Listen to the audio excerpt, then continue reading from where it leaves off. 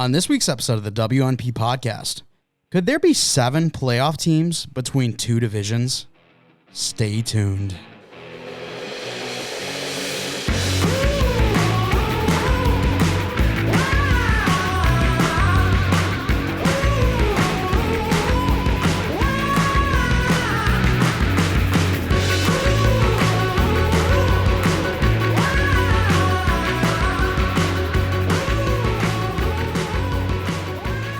Episode 151 of the We're Not Professionals podcast. I'm your host, Mike Mitchelson, and joining me today, as always, my co-host, Chase Crawshaw. Chase, how are you on this Wednesday afternoon? I am doing swell. Thank you for asking. How are you? I'm doing great. Joining us today on this AFC and NFC West breakdown, we've got my cousin, Landens Socials. I'm pretty sure you can tell who Landon's a fan of just by his gear. Obviously, the Broncos. Yeah, big Bronco. Let's ride. Broncos country. Let's ride. But yeah, today's episode going to be looking at the AFC and NFC West. Very likely the best division in both conferences is the West. We'll be talking about those teams, who makes the playoffs, who doesn't, give you record predictions, everything like that. It's going to be a lot of fun. But first, we do have some news to talk about. A lot of stuff when it comes to the trade rumors, trade atmosphere. So let's start with just 3 of them right off the rip. Kareem Hunt requests a trade. Josh Jacobs has been contacted about trading for him, and then Roquan Smith also requesting a trade. We swing back to Kareem Hunt. It sounds like the Browns behind the scenes denied his request, but I think Kareem going to a different team would be awesome. Kareem Hunt then becomes a fantasy RB1. Nick Chubb, he gets the full workload. He, solidifies himself as a very safe RB1 as well. That's what I need in my life. Yeah. I mean, I agree. Obviously, when we saw Kareem Hunt in his brief stint with the Chiefs, he was pretty dominant, and he was showing that, he had the makings of this future RB1. If you're playing a dynasty league, this piece you want to build around, and then the obvious downfall where he gets cut, ends up with the Browns, and is kind of relegated to this role where he's still very valuable, but his upside just limited. I could see a team wanting to go out and trade for him, but I don't know what you're going to give up in return for what the Browns are asking. They're probably going to ask for, like we saw the Adam Shaheen trade the other day. It was, Adam Shaheen in a 7th for a 6th. That type of trade happens all the time for kind of depth pieces, but the Browns probably going to want a little more for Kareem Hunt at the end of the day. And do you rationalize giving up like a 4th-round pick for a guy that you're probably not going to really pay at the end of the year because he's approaching this age where running backs stop kind of getting paid big contracts at this point in the NFL. So I can't really imagine someone going out and paying enough of a price where even if he wanted to get traded, where like the Browns would make the deal. So I can understand why they declined it. So they didn't just try to go out there and kind of waste their time, I guess. Yeah, I don't see the Browns getting that much value of Kareem Hunt considering that his contract, and then as well that he is ultimately in a backup role, not even really getting full snap load. Right. When we look at the Josh Jacobs thing, the talk about Josh Jacobs being in these trade rumors didn't happen until after the Hall of Fame game, which makes me think maybe teams were looking at Zamir White or some of the other running backs in the room that they're like, hey, these guys have some talent on the back end. Maybe Josh Jacobs is a little bit more available now. What are you guys' thoughts on that? I'll go to Landon first, actually. Okay. The Raiders fan. Okay. Josh McDaniels already came out and said Jacobs is not getting traded. They're not taking anything for him. He is off the market. So I have no worries that he'll be traded. He looked fine in the Hall of Fame game for me, and I'm excited to see what he does. He looked fine playing against 2nd, 3rd stringers. Good for him. He looked fine. That's good. Good for him. Hey, Trayvon Walker, he's a starter. That not as far I know. That sack, he ran into it. The quarterback. That was the sack was Trayvon Walker, the GOAT. No. So, but obviously, people are saying Zeus White just dominate the Raiders practices. I mean, the best running back on that team, just miles above Josh Jacobs. Oh, what's that? I said Jack. I thought you were talking about Miles Jack. My bad. Oh my god. But no, I there's no point in trading running backs in the NFL. The return that you're going to get for them is so little, so I can understand why they want to hold them, especially if they're in a spot where they feel like they can compete for a playoff spot, which they should be. That should be this team this year. but it's just gonna be tough when you let him walk in free agency this year for nothing. You're gonna have to hope he gets paid so you can get a supplemental pick, but that's really about or not supplemental pick. What the hell? What's the word? Compensatory. Compensatory. That's the word I'm looking for. Yeah. So you get a compensatory pick. That's kind of the most optimistic scenario for him. All right, and then we look at Roquan Smith in the NFC North with the Chicago Bears. He wants out. No shock there. I mean, the Bears, not a great team, and I know on our last episode we had someone who had a little bit more faith in the Bears this year than I think most of us do. I think even with a Justin Fields breakout and improvement, this team still doesn't look like a playoff team. So I totally understand why Roquan Smith would want out. Contract coming up too, so this is a guy that... get out of that situation. I agree. And, I know of a certain team up north that might be in the same division that has a need for a linebacker and might have the money to pay him next year. So that'd be great, but that obviously isn't going to happen. If he does get traded, I'm sure it'll be to an AFC team. That's what teams like to do in the NFL. But I also don't know if he's going to get traded. It's so hard trading for guys in season in the NFL. You don't see it too often because it's such a big jump. Even at this point, going into training camp, having to learn the whole new playbook here on August 10th going forward, it's a lot to take in. So you don't see a lot of trades at this point in the year. You see it, when camps are just beginning or in the offseason, but it slows down pretty quickly. So there's a chance he gets traded. I got to imagine the asking price is pretty high, but I don't know what the odds are that we see a move, honestly. Mm-hmm. I don't think he'll get traded just because I feel like he's such a stud and so young that the Bears are going to be asking for like $1 billion in trades that no team's going to be willing to pay that, even though he is an amazing player and is so young. Yeah.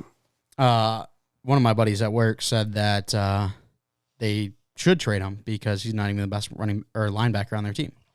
So I thought that was interesting. He was Robert Quinn. Robert Quinn, stud. That can't even count. I'm like, I don't know about that, but anyways. Let's now talk about Mekhi Becton. This was a guy that I was hoping for a breakout this year. Mekhi Becton, an enormous offensive tackle for the New York Jets. Obviously went first round, I think it was 3 years ago now. Yep. He's coming into his third season. And he goes out with an injury, a bad injury, lower body, and he's out for the season, which really stinks because, Chase, you and I both had them at 7-10. We thought there's this improvement coming to the Jets and their franchise, but losing a big piece like Mekhi Becton, even if he wasn't the greatest offensive tackle up to this point, a guy who had a lot of promise and could have had that breakout, this one's hard. Oh, yeah, it definitely shakes things up. Makes it a lot tougher for the Jets to compete in that division in, a spot where they really weren't necessarily a truly try hard compete for the playoff spot this year type of team anyway. So you could erase maybe a 1 and 2 off of this team because there's gonna be a little more pressure getting to Zach Wilson now. There's gonna be a little less running space for Breece Hall and whatever running back that gets the touches. So it's definitely gonna be tougher. It's a tough blow for Becton, a guy that I did love coming out of college. I liked his unique athleticism. And, we're seeing a lot more of these athletic guys start to succeed at the tackle position. So I was hoping he could take that jump. It's going to be tough trying to replace him. And at this point in his career, without making too much significant progress and dealing with injuries, it's starting to look less and less likely he's going to become that kind of dude. Yep. Yeah, he's such an athletic freak. It's not even funny. Super big, super athletic. It's just sad to see him go down because he was one of my favorite tackles, offensive linemen in general in that draft. So, I was expecting a big year from him, but obviously now that's not going to happen, so just got to hope for a full recovery and see what he does next year. Next up, Sean McVay. He gets an extension after winning the Super Bowl, and I've even seen people start talking, is Sean McVay a Hall of Famer already? And it seems like we should let him hit 40 years old first. I don't know. Maybe that's just my opinion. Maybe you guys have him in the Hall of Fame already. But a nice contract extension for the Rams head coach. Well, I'm going to be honest. If he was 20 years older and he had this exact career resume, the amount of games he's coached, and then retired, I bet you he would get votes for the Hall of Fame. So you could argue that he's already building that type of resume.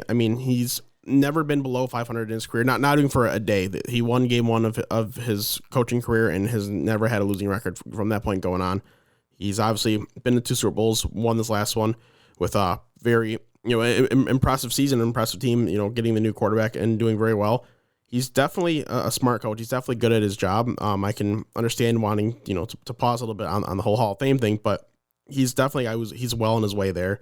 I mean, if you really wanted to, there's a chance you could coach for another 30 years in the NFL. I don't see that happening. You don't see very many coaches go on that long, especially at the pro levels. But it's not impossible. So I got to imagine the end of it, he's going to build a Hall of Fame resume. But right now he's just trying to go back, win another championship. Try to make use out of Aaron Donald, make use out of Matthew Stafford, and make use out of that team the best he can. Yeah, I mean, there's no reason not to extend him. Yeah. I don't know if he's a Hall of Famer yet. Give him 5 more seasons, then that argument definitely could be made. But he's a genius. Like, he remembers every single play that he has ran since his time in Washington. He's a genius, and he's definitely probably one of the biggest reasons on why the Rams are where they are today. Yeah, and I just think it's hard. Like Chase, you said, even if he's 20 years older, maybe it makes a difference. The thing is, he's only coached 6 seasons. He's only been the head coach in 6 seasons. And yes, his record's been great, and he's made 2 Super Bowls and won one of them. But that's such a short stint, and coaches already have such a hard time getting in that I just feel like right now we got to let him build a bigger resume. Because when we look at Kyle Shanahan's dad, he's amazing and has a huge coaching tree, and he's won a Super Bowl, and he's not in. So that's fair. It's kind of tough. But anyways, it is very intelligent by the Rams to lock up McVay, and then Les Snead, they're working on an extension for him as well, the GM there. So yeah, that should only be a matter of time. And I mean, everything from the front office down, this organization's done a very good job of building a very sound infrastructure. Obviously, the Lions GM Brad Holmes comes from that team, from the infrastructure as well, and he's doing a pretty good job thus far at the Lions. I'm happy with what he's done. So that they're doing more than just putting out a coaching tree. They're starting to get into the executive branch as well. Yeah, that's a great point, Chase, because they do have a great coaching tree too. Yes, Zach Taylor made it to the Super Bowl last year, so I don't know, but Joe Burrow made it to the Super Bowl last year. Oh, did he? Okay, my bad. All right, well, let's hop into our division records. We're just starting with the NFC West because Landon here, obviously super excited to get into the AFC, so we're going to let it just fester a little bit. And then we also have other family members that are into the AFC West as well. Your dad, a Raiders fan. Our great uncle, a Raiders fan. Our cousin is a Broncos fan. So we got a lot of family ties within this division, so we're going to make them sit through the episode before they can get to their favorite teams. I like it. Who wants to start? I don't care. I'll kick it off. It's fine. All right. Let's go through your NFC West. Go top to bottom. Who makes playoffs? Who doesn't? Yeah, we'll rip 1 through 4. Number 1, I got to go with the LA Rams. I don't think that's very much of a debate at this point. I'm going 12-5 in the regular season and actually sweeping their division, going 6-0. Number 2, I have the San Francisco 49ers at 11-6, going 2-4 in the division, making playoffs. Number 3, I have the Arizona Cardinals at 10-7, going 4-2 in the division and making playoffs. And then 4, of course, the Seattle Seahawks, 5-12, 1-5 in the division, obviously not making playoffs. All right. Well, I'll start at the bottom. Okay, sure. We have the Seahawks, 5-12. Shocker. 1-5 in the division. Okay, good man. Then you have the Cardinals, 7-10. Ooh. 2-4 in the division. The Niners, 10-7, 5-1 in the division. Oh, wow. And then the Rams, 12-5, 4-2 in the division. Interesting. Okay. Interesting. Up top, I got the Rams at 13-4, 5-1 within the division. Obviously, they're making playoffs, so that's the number 1 seed.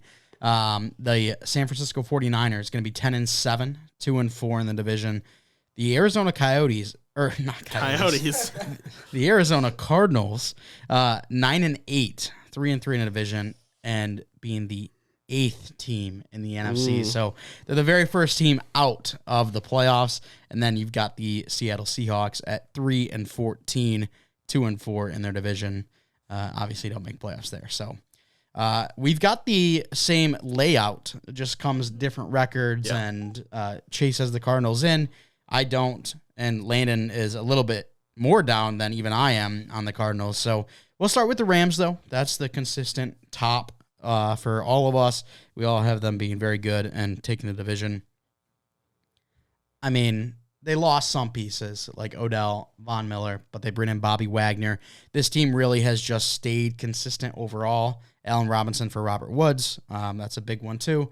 But the team overall has stayed pretty consistent, and it looks to be going, a similar route to they did last year. Yeah, and Aaron Donald talked about it. He was contemplating retiring, but he looked at the team and said, "How do we not repeat?" So he came back for another year, wants to keep playing, try to repeat, signs that extension. So there tells you all you need to know. He's very confident in this team. It wasn't just a fluke thing. The team looked very strong through a lot of points last year. They had that winless month in November, but besides that, they looked like one of the best teams, if not the best team in the league.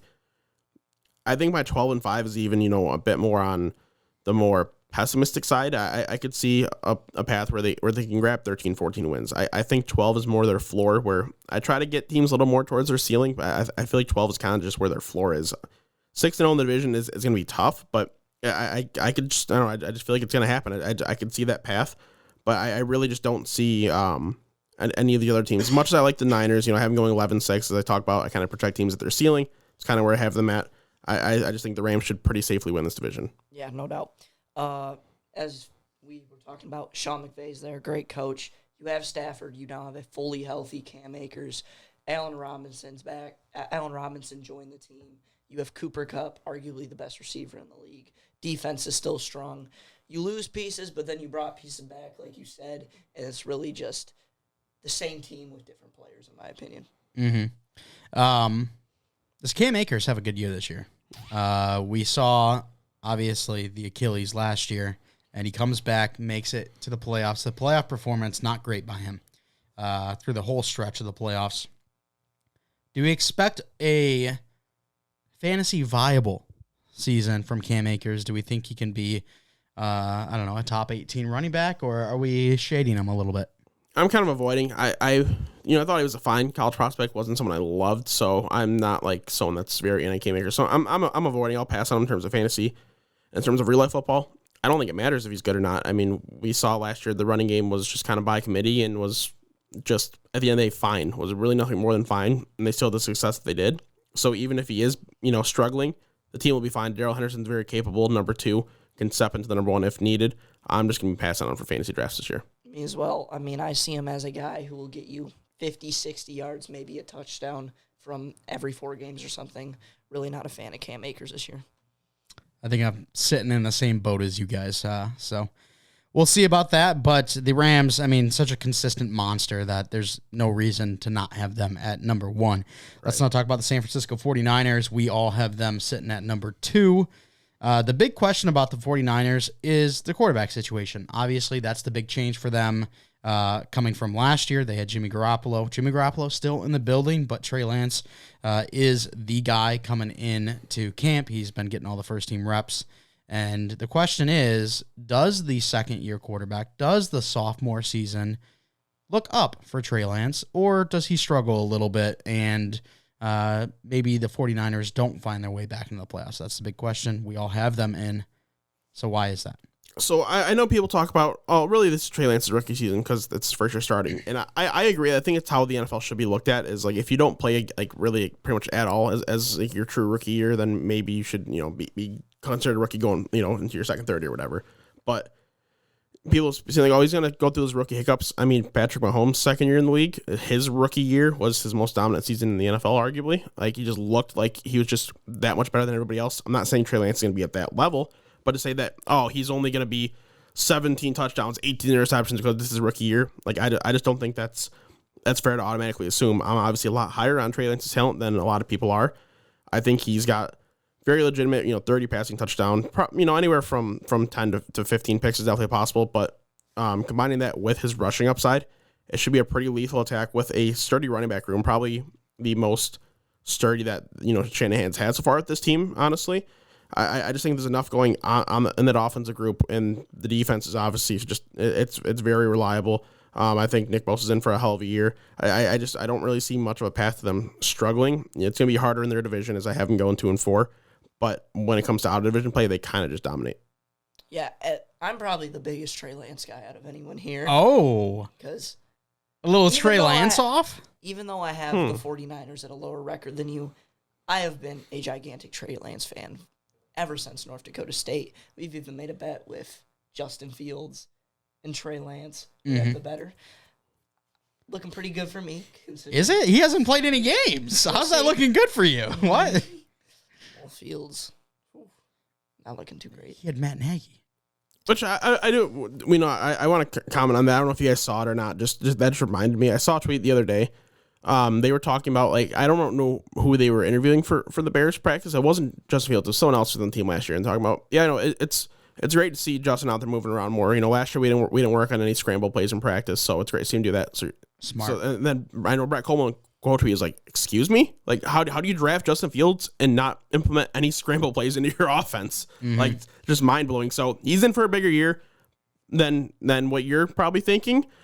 I'm not gonna lie, Landon, but Trey Lance is on the up and up, baby. Yeah, Trey Lance. I can see some early struggles for him, like as every rookie quarterback should. But I think his upside is I think he can go 40 total touchdowns, 4,500 yards this year, 500 on the ground this year. Yes, absolutely. I think 500 on the ground's low, to be honest. I agree with 4,500 total. I thought he was going to be more in the 700 on the ground range and 38 through the year. I would say it's more of a 38 touchdown season kind of ceiling, where that, like, if he gets 30 passing and 8 rushing, that's just what feels kind of right to me.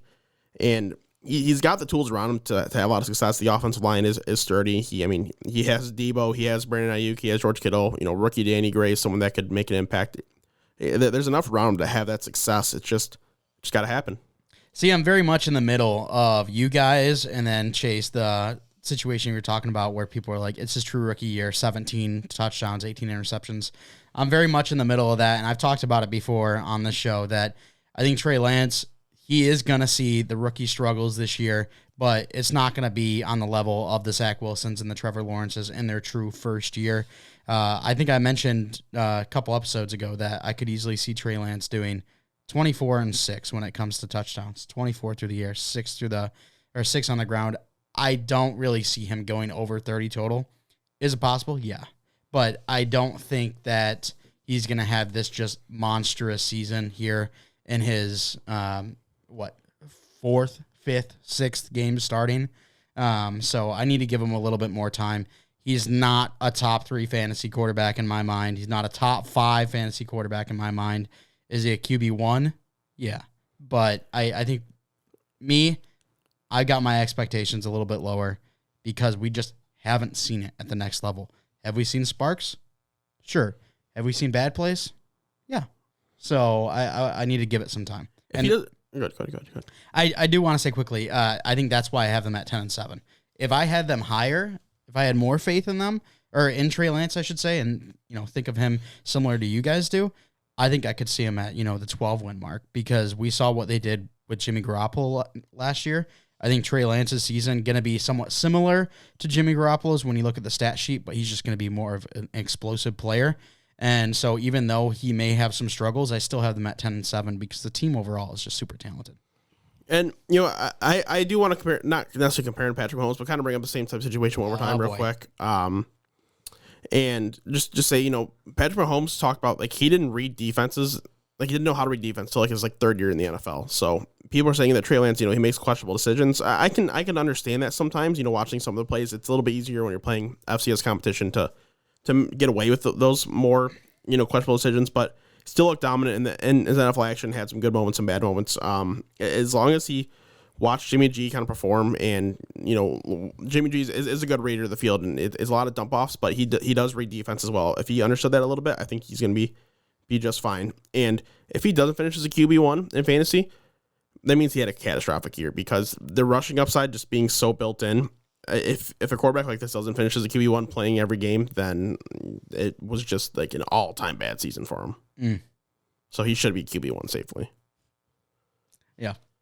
All right, let's talk about the Cardinals now. Chase, we'll let you go first. You have them in the playoffs at 10-7, I believe was your record, right? Yeah, I do. I have them just squeaking in. They're my 7th team, and it's more optimistic.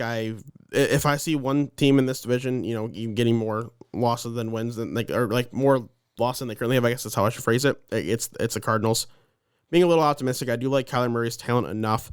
I think there is solid tools all in all. It's going to be a little difficult to start the year with that receiving group. I mean, right now you got Rondale Moore and AJ Green. It's kind of about it.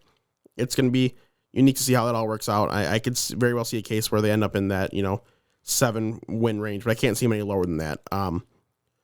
They just kind of, I just think it's going to have to be do or die this year, and I'm going to give him benefit of the doubt because it's going to happen at some point for Kyler, you got to assume, where he really helps take this team to the next level.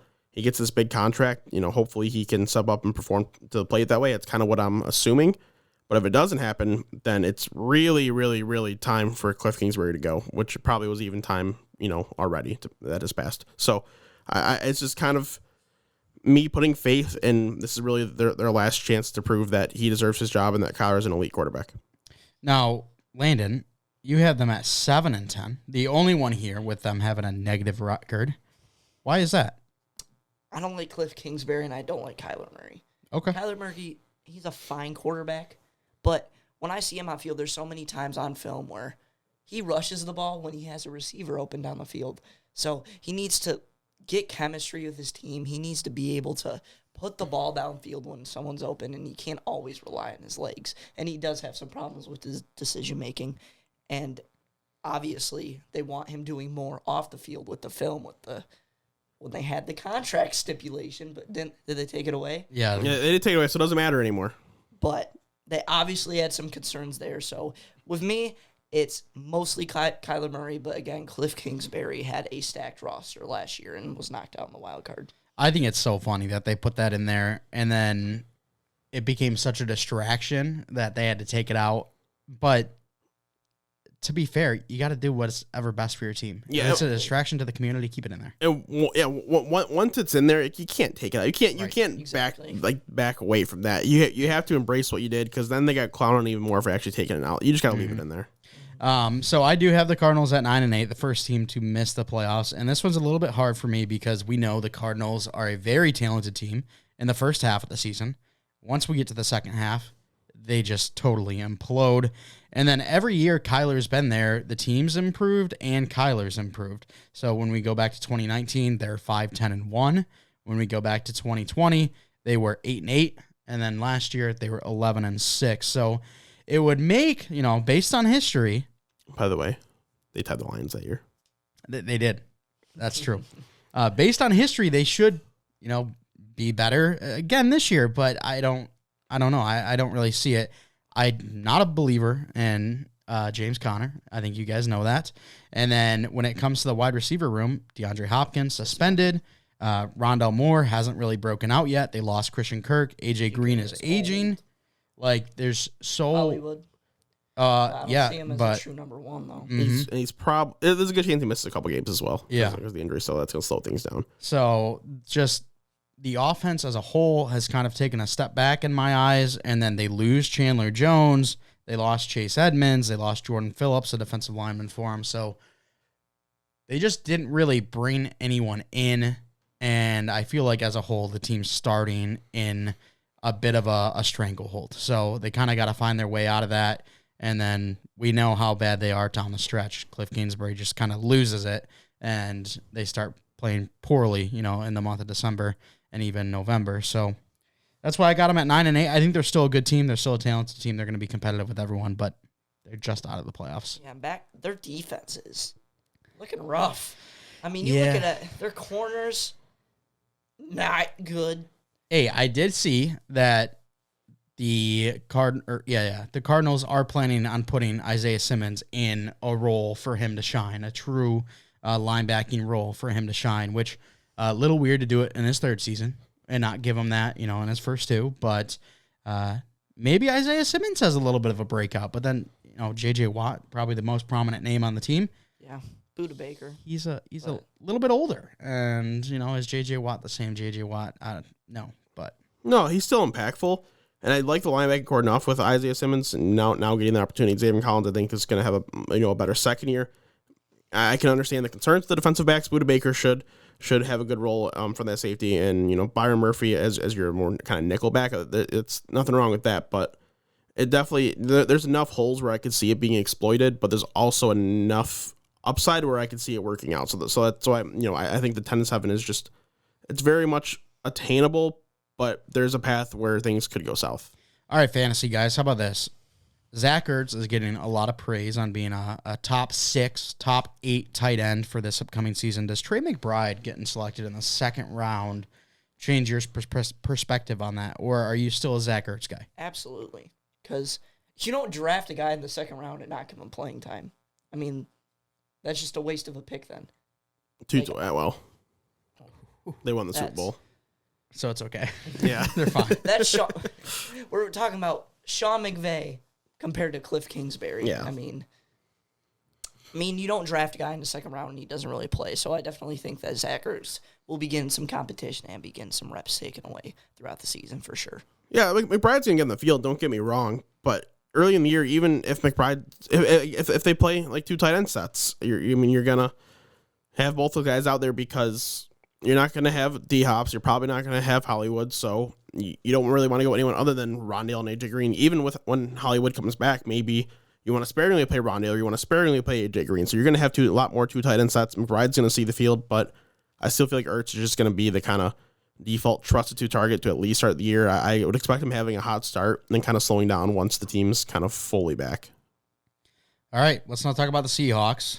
Last place in the division. That's okay. We don't have to. All of us. I think the Seahawks, I personally don't believe the Seahawks roster, top to bottom, is as bad as the likes of the Falcons or the Texans. I feel like their roster overall is better than some out there. But their quarterback room is easily 32nd for me. So that just, if you can't produce a good quarterback, put a good quarterback out there on the field, it's not going to go well. I mean, we look at the Panthers last year. That was a team that we had a lot of hope in. The defense was super young and super talented. Christian McCaffrey out there for a limited time. But then Sam Darnold, he just kind of implodes after the first 3 games, and we see how that went. So if this team finds a way to somehow get Jimmy Garoppolo, how does this change for you, their season? 8 and 9. I don't go that high. I think Tops. I think they're still worse than the Cardinals. I'd probably put them anywhere between the 5 and 7 games. Yeah, so I've got them at 5 right now. And I would attribute it at most 3 more wins, just because their competition level and who they're playing against in the division makes it a lot harder. But it definitely makes them a much more competitive team. It's just that quarterback situation is so bad, as you mentioned. Geno Smith, Drew Lock, doesn't matter who's starting. I'm assuming Geno's going to start because he really is the better quarterback of the 2. And if you're saying that about 2 options, it's probably not a good thing. For fantasy, avoid this team. Just don't even bother. Don't waste your time.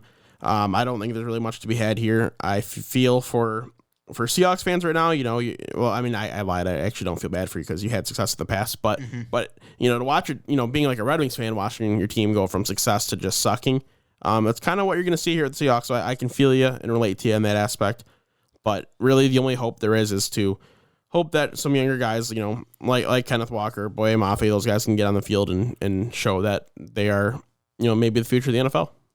I mean, I'm a little bit higher on Drew Lock than you guys. He's so bad. I don't understand. He is a very athletic player, and I can easily see, if he gets a starting role, him going for 25 touchdowns and 13 picks. Yo, it would be a hot take? That? No. Drew Lock, better season than Trey Lance. Oh, hot take. Do it. I dare you. No. I guarantee you he won't play at a 25 touchdown pace no matter how many games he plays. I can promise you that Yes, for free. he if he plays. I don't know. Did you see him in preseason last year?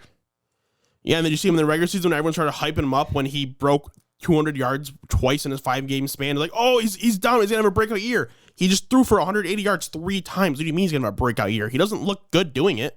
Well, you know why? Why? Vic Fangio. Broncos country. Let's ride. And he's going to be even worse in Seattle. He's terrible. He's got more weapons here in Seattle than he did in Denver. Maybe. The tight end comes over. He brings Noah Fant. But he had Cortland Sutton. He had Jerry Jeudy. He had Tim Patrick. He had KJ Hamler. He had Javonte Williams. He had Melvin Gordon. He had enough around him. Sure. I wouldn't know if I call it better. You can say the high end of DK, sure, but it's probably about equal at the end of the day.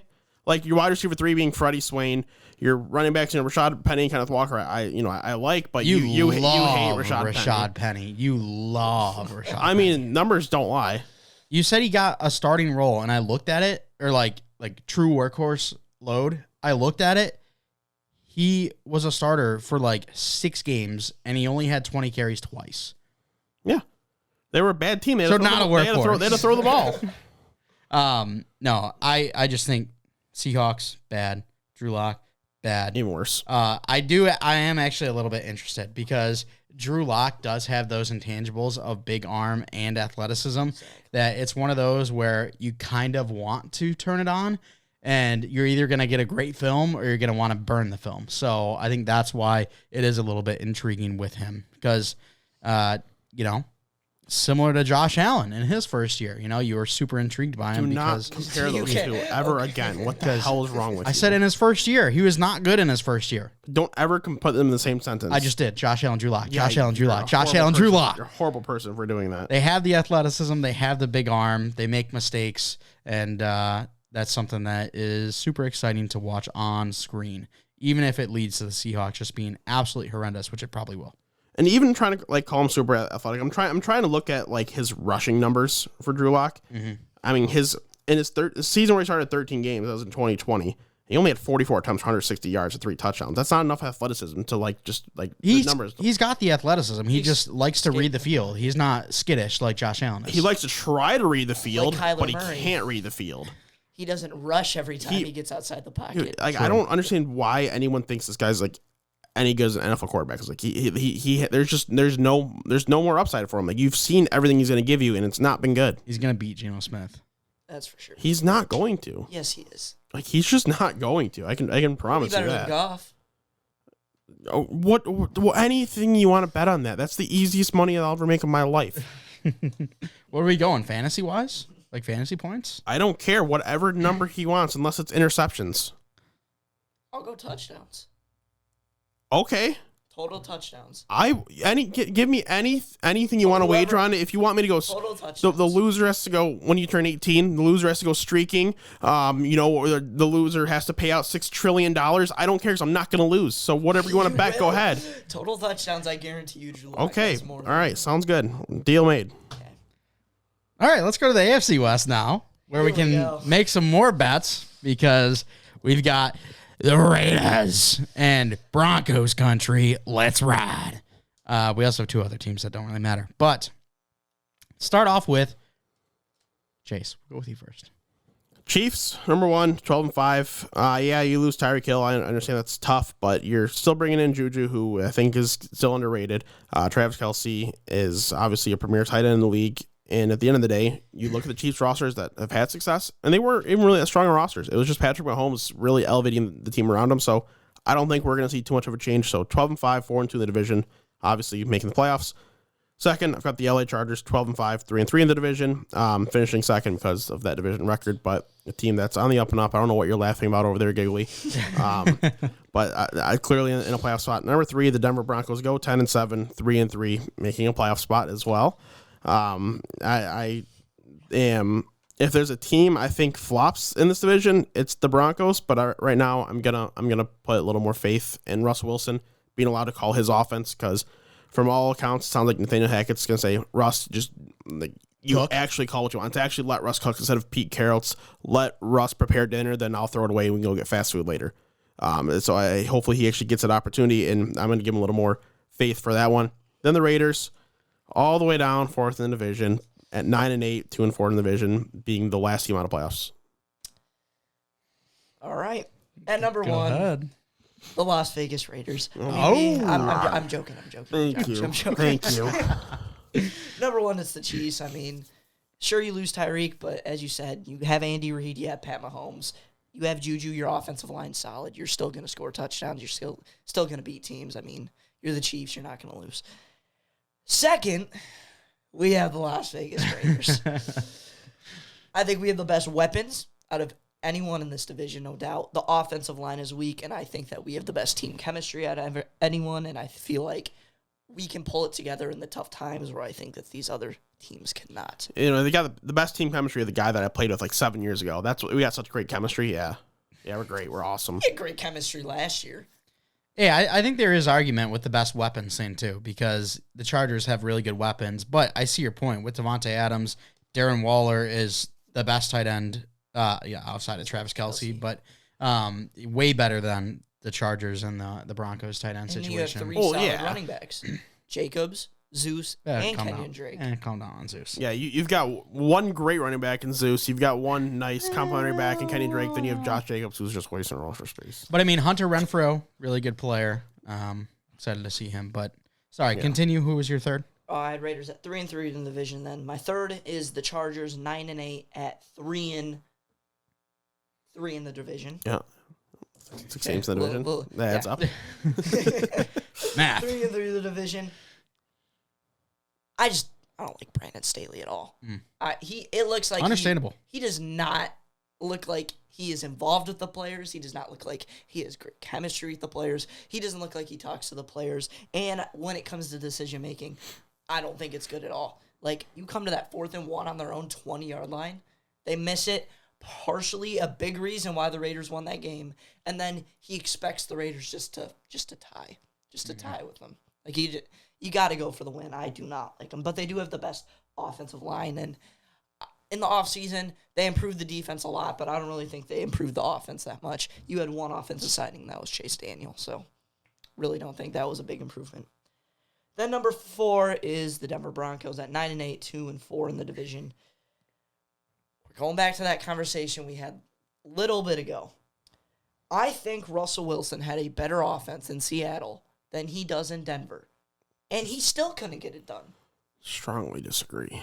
I mean, let's compare. DK to Sutton. I'm taking DK. Lockett maybe to Judy. I'm taking. I'll take the upside on Judy. I'm taking Lockett. I'll take the upside on Judy. As of last year, definitely Lockett. As of this year, Judy. Yeah, exactly. I'll take the as chance. Of Judy. right now, I'll take the chance on Judy one more time. It's Lockett.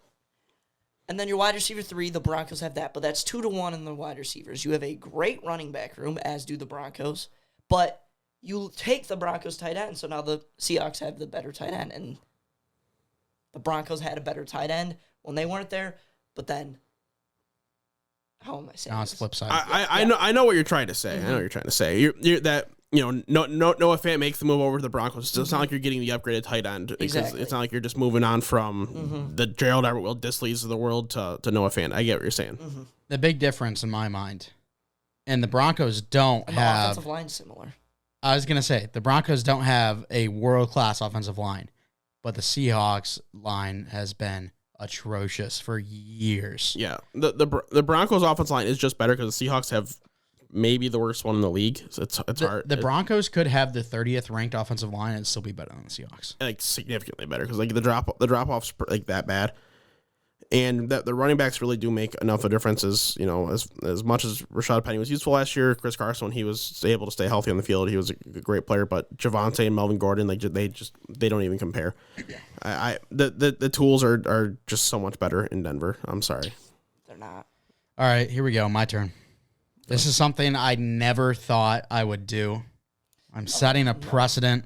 I've got all 4 teams making the playoffs. Whew. The number 1 team in the division, the Los Angeles Chargers, at 12-5, 3-3 in the division. The Denver Broncos come in at number 2 at 12-5, 3-3 in the division. You have 12-5, 3-3. The Kansas City Chiefs come in at number 3 at 11-6. 3-3 in the division, and the Las Vegas Raiders come in at 11-6, 3-3 in the division. Ooh. All 4 teams only separated by 1 game. All 4 teams split the division. I need to go through to see if they all split against each other. I don't know if that's the case. The Chiefs might take 2 over the Raiders, but the Raiders might take 2 over the Chargers. But they're all 3-3. So this is such a talented division. I think it's the most talented division in the league. My only question marks for the teams is when it comes to the Broncos, Raiders, and Chargers, coaching staff. I'm a little bit worried on that. Obviously, the Chargers, they have a little bit more time. We saw them last year, but Brandon Staley didn't really impress me all that much last year. And then new coaches for Denver and Las Vegas. And the Chiefs, they just lost some pieces. So are they going to be able to keep it all together? Obviously, me having them in the playoffs, I think they do. But do they have the upside that the ultra-talented Chargers and the Broncos have? In my opinion, no, because I've got them 1 game back from those 2.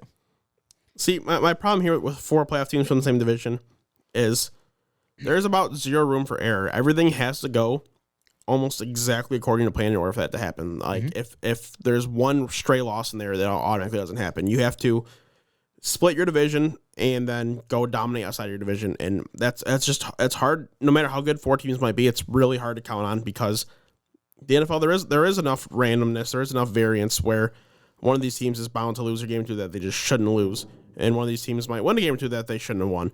So it's hard to just say that there's 4 teams. I don't even like saying that there's 3 teams like I did in both these divisions, saying 3 teams are going to the playoffs because like it's just so hard. You got to compete against your own division, then you got to go out and dominate outside of it. To see the Raiders, going for you 8-3 outside of the division, that's a lot. Right now I have them as going 7-4, and I feel like that's even a bit high as it is. And to have them go split the division, it seems hard. Even if it's not in the Raiders, even if you want to say if it's the Broncos doing that, I don't see how that's possible. Having the Chargers out of the playoffs, that doesn't make any sense. That's just too talented of a roster. So sorry, Landon, you're dumb on that front. But it's just well, they said that last year didn't make the playoffs. They could have made the playoffs without a bad coaching decision. But guess what? Happened. It was a year 1 coach making a bad decision. Should have just moved on. But it is what it is. And now going into year 2, Justin Herbert's a year older, hair's a little bit longer. It's good to go. See, I think that all 4 of these teams can absolutely dominate out of their division. And I look at the rest of the AFC. The next best is probably the Ravens when it comes to non-division winners. Okay. So obviously you got the Bills as division winners. That might be a sneak peek on who I have winning the AFC North. And then we talked about the Colts winning division. But outside of, do you have the Titans? I don't. I have the Jags. Oh, that's a bit of a spicy one. That's different. My Titans record is, I think, 6-11. Same. Okay, let's take a quick 2-minute stopgap. Take a quick siesta here. Because I want to see, what do you have the Jags record and what do you have the Colts record? 11-6 for the Jags and 11-6 for the Colts. Wow. I think Trevor Lawrence has a Josh Allen breakout year this year, no doubt for me. Whew. No doubt. Wow. In the last episode, we were talking about, we had Michael Buchholz and Chase going back and forth at it on Trevor Lawrence. Buchholz said he's not a top 28 quarterback in the league. But that was hilarious. That was funny to laugh at. Chase is getting riled up. That was very funny to laugh at. It was a fun time. That was a fun one. Yeah, but 11 wins. Let's pump the brakes a little bit here. It's a bit high. I don't know the last time a team's gone from first overall pick to that kind of record. I don't know if it's really ever happened in the NFL, to be honest. It's gonna happen. That's a large jump to make. I think Trevor Lawrence will have a Josh Allen breakout. I can see 40 touchdowns, 10 interceptions, no doubt. He needs to have weapons. Absolutely. Weapons. He needs to literally have the most dominant MVP season ever because the weapons are tough and there's so many holes in that roster. As much as I want to support the Jags, it's just so many young players that have not proven anything and so many holes, even where there are younger players, there's still holes that need to be filled, especially when you're looking at Marvin Jones really is your best receiver in that room. Then Christian Kirk is next, and then is it Laviska Shenault? Is it Zay Jones? I don't know. It's not looking that pretty. I can respect the optimism. It's a team that I would love to see have that kind of success, but I can't get there yet. I wanted to go back to the point I was trying to make here. Outside of the division winners, my 2 next teams are the Ravens and the Dolphins, and I just think that all of these teams are more talented than both of those. I think you could look at the the Browns, but there's so many question marks with Deshaun Watson and what's going to be happening there, so you don't want to bet on that. I just think that all of these teams are more dominant, and then when I'm looking at the Raiders' schedule too, outside of the division, it's not that difficult. I think they beat the Saints easily, the Jags. Did you add in that midseason loss to the very bad teams? That's true.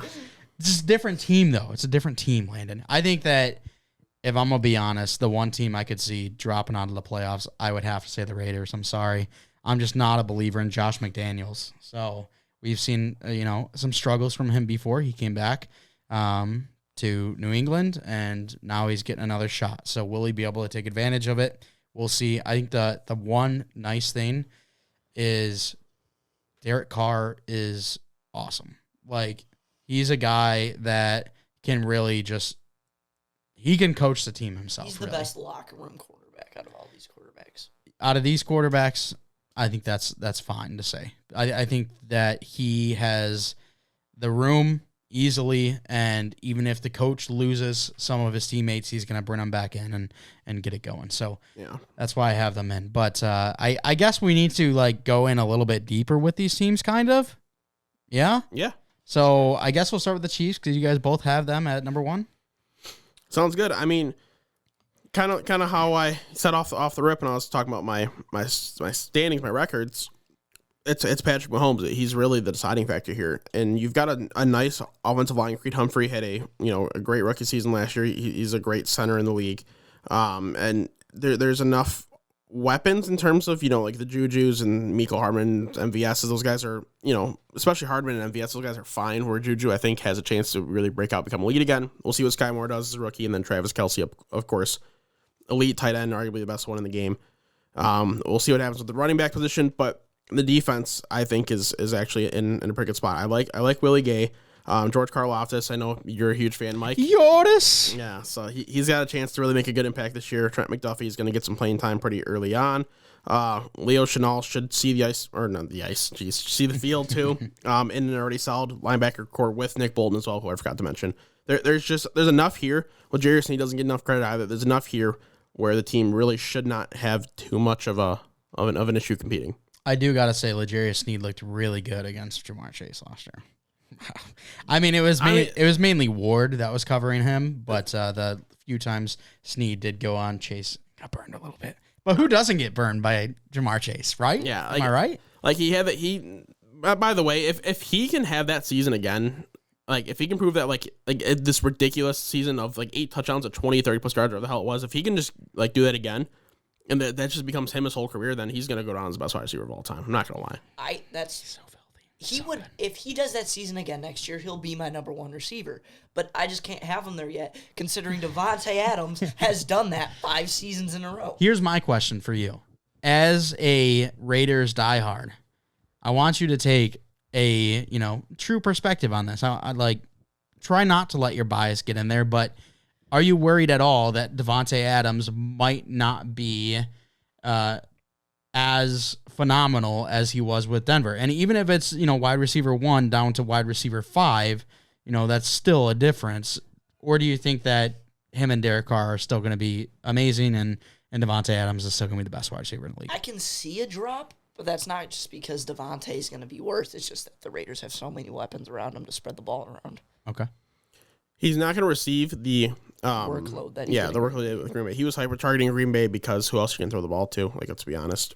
So he's gonna probably see like up to 30, 40 less targets, and that's enough to make a pretty big difference. But he should still be an elite wide receiver in the league. Shouldn't be a question. All right, let's. I guess we'll just go on the Raiders now. How about that? All right. Sure, I guess. Why not? I know you got them last. You got them since I was lower. Do you want me to go first? Or you want me to go last? Yeah, you can go first. Okay, that's fine. A team I could see making the playoffs. I don't think it's impossible. I have a hard time saying that 4 teams from the same division are going to make it. So it makes a lot more sense here. They're the 8th team in this whole playoff standings. The outside looking in, a team that you mentioned earlier, the Ravens. So we'll talk about them in the next episode. But as of right now, I've got them a spot ahead. And things, could change. A couple things could go different ways. And I could see an opportunity where, Vegas makes it. Maybe Denver needs a 1 year with Russ getting into the offense and really finding it. It's rare to see kind of what we have with Stafford and Tom Brady going to new teams and just dominating right away. It's hard for quarterbacks to make that adjustment, even if you are an elite talent. We've seen some guys struggle in the past. So I don't think this should be the norm to expect. So I could see a case where, Denver drops off and Vegas can take over here.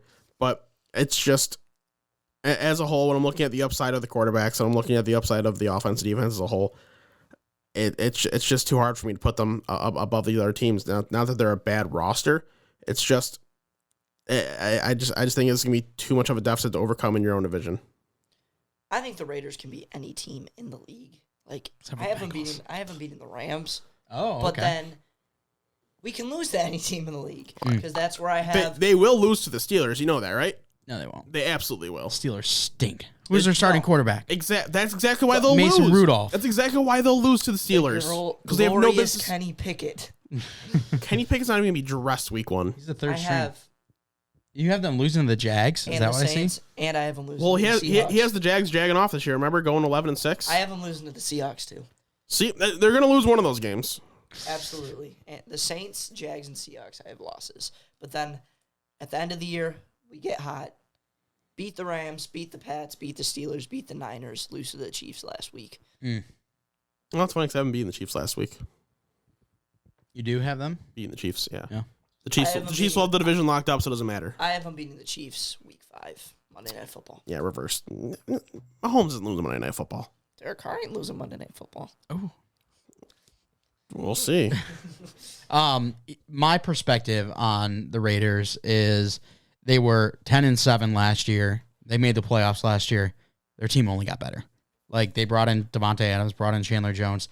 Their biggest loss is Casey Hayward, which he was aging, not really the same player he was. Marcus Mariota, another big loss for them. A backup. And I think Biggest loss. Trayvon Merrick can be awesome. So Yeah. I just think that the team overall has gotten better, and as long as they can stay healthy, they're looking good. And Darren Waller was out last year, too, for a lot of time. So if he's back healthy, and that's another weapon to add. So Oh, I don't disagree. Like this is more of a team where I'm kind of on the lower end in terms of I'm projecting more of a floor than a ceiling. I don't really see them being a losing record team, but it's just so hard to see them overcome a couple things. I hope they have success. It's a team I like supporting. You know, I've been a big Derek Carr guy forever. I've been a huge Darren Waller fan. I would love to see this team and go out there and prove me wrong a little bit, but it's a hard path. It just is. yeah, you're just a big hater. I get it. Yeah. That's me. All right, let's go to my number one team in the division, that being the LA Chargers. Studs. Ew. You like them? I love them. Are Ew. you kidding me? I got them at 12 wins. The only advantage is that the Chiefs have an extra division win over them. Herbert, we talked about in the process. I mean, Guy was my number one quarterback in that draft class for a reason. Just the unbelievable traits. He was limited in that offense at Oregon, and when you saw he had the chance to air the ball, he dominated every single throw he had, and it's not a surprise to see him have the success that he has had in the NFL so far. That trio of wide receivers is at worst a top 3 trio in the league, in between Keenan Allen, Mike Williams, and Josh Palmer, who's going to have a nice season as a number 3 receiver. If either one of those guys go out ahead of him, he's going to step up into a pretty big role. Of course, you got Austin Eckler and Isaiah Spiller. Isaiah Spiller is a very talented runner. That 1-2 combo is going to be dynamic. The only issue is the tight end on the offense. I think the offensive line's in a good enough spot where they'll be able to block, but he's just really going to have to more force it towards those receivers and running backs, which isn't a problem. More of the questions, if you want to even have questions, which I don't disagree with, you can say, oh, maybe the defense is spotty because you got Derwin James who's out all the time, and maybe Joey Bosa is overrated, blah, blah, blah. But I disagree. Derwin James is in for a hell of a season, maybe defensive player of the year type of season. I don't know. We'll see. And of course they've just got enough in place. The linebacking group is just fantastic. They're going to get to the quarterback well. I mean, it's just an all around good football team, dude. Khalil Mack rebound? I hope so. No. What if Khalil Mack just absolutely wrecks your Raiders? Won't. Okay. Get Alex Leatherwood, man. Oh, yeah, that's all right. Yeah. All right, what do you think about the Chargers? I mean, they're a talented football team. They have a really hard schedule, though. I have their one bad loss being to the Browns. I have the Broncos beating them. And then I have them beating every team that's not in their division besides the Colts and the Rams, obviously. Rams are a better football team. I think Colts are right up there with them. Not quite, but I do think that they can, at home on Monday Night Football, pull out with the win. I think that the Chargers have the most talented team in the division. From top to bottom, they've got so much talent, and this is actually the team you guys were talking about, the Raiders. They're going to lose a bad game. I actually think the Chargers are more that than even the Raiders are, because they just find ways to just disappoint. And anyone who's a Chargers fan would know that. Even going back to Phillip Rivers, LaDainian Tomlinson, they had these phenomenal teams, but they've always found a way to shoot themselves in the foot. And we saw it last year. I think it could happen again, but they're my first place team for a reason. They're extremely talented. Justin Herbert is a phenomenal quarterback, and this offense should be clicking. The defense, I think, will be better we always think this Chargers defense is going to take that next step and be this awesome defense. They got great players like Derwin James, Joey Bosa, who was the linebacker out of Oklahoma, Kenneth Murray. So they just have a lot of pieces, but it never seems to click for the Chargers. I remember last year they had an absolute shootout with, I think it was the Chiefs, where both teams went like over 40 points. I had Travis Kelce that day. So that's amazing. It's a team that when you're looking at them on paper, they're great. That's why I got them at 12-5. But this is a team that could find their way to losing some bad games. But I like them they're overall. not, it's okay. And if they don't make the playoffs, I think Brandon Staley is gone. He's got to go. Yeah. Absolutely. 2 years, and he has this extremely talented team and can't make it either here. Yeah, probably. It's tough firing coaches after a year or two. Like I always talk about that. So there's some cases where like you have to, like when like the Urban Meyer, like you can't just let that slide. And if Brandon Staley finds a way to have the team flop and miss playoffs, sure, I can get with it. All right. You know what time it is, guys? Do you know what time it is? Time to ride. Time for you not have the drop ready. Let's ride. Let's ride. Broncos. Let's ride. Perfect. Okay. One more time. Broncos country. Let's ride. Broncos country. Let's ride. Broncos country. Let's I ride. forget how long this is. Let's ride, baby. So Let's ride. I got to cut it off short because I'm so Forget amped. how long it is. Broncos country. We're riding, baby. Mr. Unlimited. What do we think about Russ and the boys? Are we riding this Hot year? take. Well, Oh, wait. We got a hot take first. not week 1 because Drew Lock's coming to town and beating them on Monday Night Football. okay, so obviously Landon's not in the group chat that because you and I we got that text from Russ. He texted us that red phone emoji. Yes. He's dialed in. He's dialed in. Dialed in.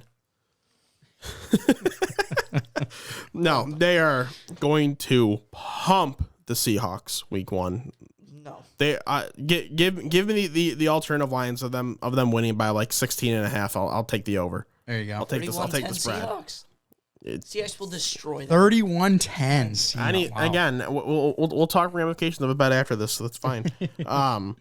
But it's definitely a better situation for Russell Wilson here this year. Even if you want to say, oh, the tools are equal, I mean, just as a whole, the roster is in a better spot. It's a team that I think is trending in the right direction. It sucks that Tim Patrick goes down. That's a really nice piece to have as your wide receiver 3. But I think AJ Hamler's, a different type of guy, but a guy that can step up and be a capable, third receiver in that room. It's really going to be interesting to see how Alberto and Greg Dulcich kind of work with each other this year. I've been seeing some things that Greg Dulcich should be getting a pretty good opportunity to go out there and get some early snaps. That maybe Alberto is actually be more of a blocking type guy, but still get some receiving work as well. So that's going to be interesting to watch.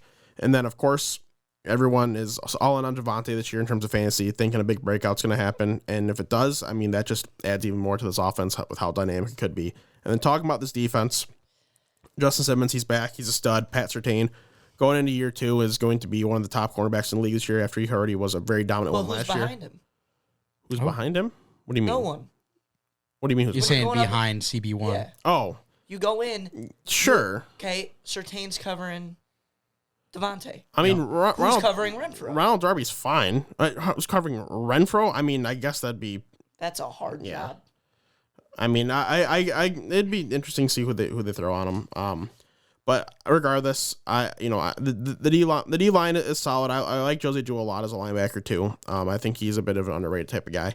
I think there's enough here where this team could have some success, but it's just gonna be hard to overtake those top 2 teams in the division. Randy Gregory comes in too from Dallas, Right. who was a career year last year in Dallas when it comes to the edge. So very excited to get him in there as well, because you had that long-standing duo of Von Miller and then Bradley Chubb, and now you bring in Randy Gregory to replace Von Miller as he's not there any longer. So we'll see how the team does. I think, again, a very talented team, and I think when I'm looking at the new coach, Nathaniel Hackett, he was able to let Aaron Rodgers ride, let Aaron Rodgers cook, and That's different. he produced back-to-back MVPs. So can Nathaniel Hackett help Russ here and maybe produce another MVP? And I got to say, if he does, that's like Lincoln Riley type stuff. Like Lincoln Riley brought in different quarterbacks, brought him to Heisman. You bring in Aaron Rodgers, obviously great, but then you do it with another quarterback too, another QB whisperer there. Yeah. We'll see. So why do you hate the Broncos? You look at their linebackers, not great. They have a good edge rush. Josie Jewell, Bradley Obviously. Chubb. I mean, if you want to call Randy Gregory a kind of Bradley linebacker Chubb's type not guy. linebacker. He's an edge rusher. I mean, Gregory's an edge rusher. But you got to You keep in look mind, at- this is a whole new system, and the way, like, it's not like it's the same Broncos that they're If you running want last to year. put Bradley Chubb in pass coverage, by all means do it, because every team will shred them. He's gonna be perfect. He's gonna be perfectly fine. Him and Perfectly fine, Gregory honestly. are pass rushers. If you don't have a solid linebacker there at all. Hey, no, Besides- it's Baron Browning season. Who's that? Absolute stud, Baron Browning. Look out. Behind Pat Surtain, you got no one. You have Kareem Jackson, who's 34 years old, but solid. I like Justin Simmons a lot, and I do like Caden Stearns behind him. But overall on the defense, besides that, I think that So your big there's- worry is the defense, not the offense. I have worries about the offense, Okay, too. go ahead. I think they're mediocre. Oh, Russ, as I said before, similar offense. not going to be cooking? He'll be What position? Top Tell me 15, what position but- group is mediocre in this offense, other than the tight end. You can say because they have a No, rookie. I'm not. I'm just saying they So- will play mediocre. So why would they play mediocre if they Because are if Russ talented couldn't- across the board? Russ has a similar offense like he did in This is strange. Seattle. Maybe- A similar offense like he did in Seattle, and then he couldn't do anything there. How do you expect him to do anything in Denver? But he did do something there when he was able to run his offense the first 6 weeks of the season. Then Pete Carroll said, "No, we're doing things my way again," and then all of a sudden he wasn't allowed to do anything anymore. Pete Carroll, defensive-minded head coach. Nathaniel Hackett, back-to-back MVP quarterback. You can't compare Rodgers to Wilson. I mean, you can. You can. cannot- You absolutely Like cannot. I Rodgers' mean, arm I mean, and accuracy to Wilson is far unmatched. we were comparing Drew Lock and Josh Allen earlier. So tell me how you can't compare. True, we Tell me were. how you can't We compare were. Rodgers and Russ. It was him, too. Landon was saying that Drew Lock is going to have a Josh Allen breakout. Remember that, right? No, I that do was remember not that. me. It was I something said about Josh Trevor- Allen breakout. I said Trevor Lawrence Oh. would have a Josh Allen breakout. All right. Well, those are our divisions. We now know that there's no bias in Landon whatsoever. Nope. No, not at all. The Raiders aren't at 1, so there's no That's bias. true. Let me ask you a quick question before we end. Knowing that Derek would probably see this, is that why you have them lower, or do you No, just? I actually believe it. Oh, okay. I didn't put the Broncos or Yeah, you did. I did. So yeah. 9 and 8, right? Yeah. Yep. Okay. No, he's going But to show us his it's records really afterwards, close and between them they're and the gonna be higher Chargers. up. Like it's literally a division game, Mm-hmm. considering that. Most feared team to play this year. For the Raiders? Yeah. Let me see. Most feared team. There's a lot of them. Jeez. You're scared of all of them.